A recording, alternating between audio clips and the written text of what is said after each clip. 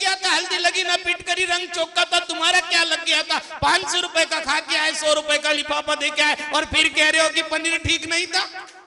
ये है तुम्हारे दुखी होने के कारण। अगर तुम इन कारण, तुम्हें दूसरे की प्रशंसा करने में क्या दिक्कत है? क्या दिक्कत है? मैं कह रहा हूं कि उसका खाना खराब था, मान लो खराब था। मैं कह रहा हूं कि उसका मकान बढ़िया नहीं था। मैं कह रहा हूं कि उसने झूठ से मकान बनाया। पर तुम्हें क्यों तकलीफ हो रही है? तुम्हें उसने अगर बुलाया है तो तुम अपना फर्ज अदा करके आओ, मानवता के नाते, इंसानियत के नाते उसकी तारीफ करो, उसकी प्रशंसा करो। लेकिन मन में अगर ईर्ष्या हो, मन में अगर जलन हो, मन में अगर नफरत हो तो प्रशंसा हो ही नहीं सकती, हो ही नहीं सकती। प्रशंसा कौन करेगा? हम तो साधुओं की बुराई कर बैठते। क्यों? क्योंकि साधुओं से भी हमें ईर्ष्या हो जाती है, साधुओं से भी हमें नफरत हो जाती है, साधुओं से भी हमें घृणा हो जाती है। इसलिए साधुओं की बुराई करनी पड़ती है, साधुओं की प्रशंसा नहीं। जो सच्चा भक्त होगा, जो सच्चा श्रद्धालु होगा, जिसके मन में आस्था के फूल खिल रहे होंगे, जिसके चेहरे पर प्रसन्नता की खुशबू होगी, वो कभी साधु संतों की बुराई, साधु संतों की तो बहुत दूर की बात है, वो तो एक साधारण श्रावक की भी बुराई नहीं करेगा, लेकिन बुराई वही करता। ये तुम्हारे, मैं छोटे छोटे कारण गिना रहा हूं, तुम्हारे दुखों के क्या कारण है? तुम दुखी क्यों हो? अब तुम अपनी आदत बदलो, तुम अपनी आदतों को बदलने की कोशिश करो, देखो तुम सुखी हो जाओगे। लेकिन तुम अपनी आदत को बदलना नहीं चाहते और तुम सुखी होना चाहते हो। वही वाली बात फिर आ गई कि तुम अपने मकान में आग नहीं लगाना चाहते हो, लेकिन तुम मोक्ष में अपना नया घर बसाना चाहते हो। अब वहां पर घर तब बसेगा जब यहाँ के इस छप्पर वाले घर में आग लगेगी। मकान को आग भी मत लगा देना घर जा करके। हाँ, कहो कि महाराज जी ने कहा था और आ जाओ मेरे पास, मैं खुद उधार में किराए के मकान पर हूं, मैं कहां से दूंगा तुम्हें?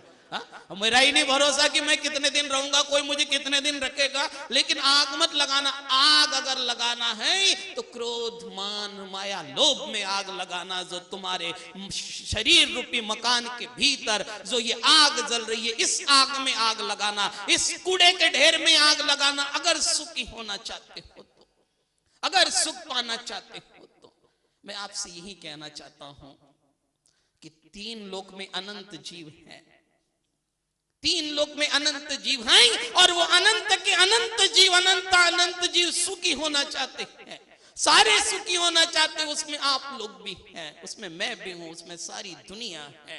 कोई दुखी नहीं रहना चाहता है, सारे लोग सुखी होना चाहते हैं। लेकिन सुख आएगा कैसे? सुख मिलेगा कैसे?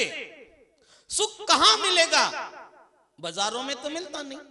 मैंने आपसे उस दिन भी कहा था कि पैसों से बिस्तर खरीदे जा सकते हैं, पैसों से नींद नहीं खरीदी जा सकती।